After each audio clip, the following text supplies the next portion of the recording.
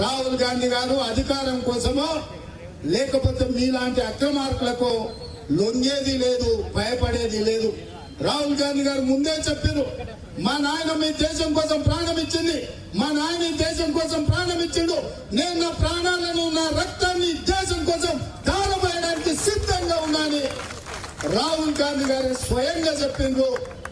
వారి ఆదేశాల ప్రకారం ఇవాళ ఈ దేశ యువత స్ఫూర్తిని తీసుకొని ఈ దేశ సమగ్రతను ప్రజాస్వామ్యాన్ని కాపాడడానికి ప్రయత్నం చేస్తున్నాం.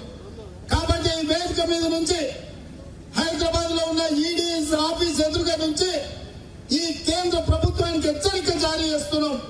అప్రజాస్వామికంగా వ్యవహరిస్తే తగిన మూల్యాన్ని మీరు చెల్లించాల్సి వస్తుంది. అధికారం శాశ్వతం కాదు, గుర్తు పెట్టుకోండి. అధికారం బదిలీ అవుతుంది, అప్పుడు లెక్క మొత్తం మిత్తితో చెల్లించాల్సి వస్తుందని చెప్పి నరేంద్ర మోడీ గారికి విజ్ఞప్తి చేస్తున్నా. ఇంకా మీ చేతిలో ఉన్నది 2 ఏళ్లే, రోజు లెక్క పెట్టుకోండి. అధికారం మారినప్పుడు మీరు ఇవాళ చేస్తున్న ప్రతి అరాచకానికి మేము ప్రజాస్వామ్యయుతంగా మీతోని జవాబు రాబట్టం.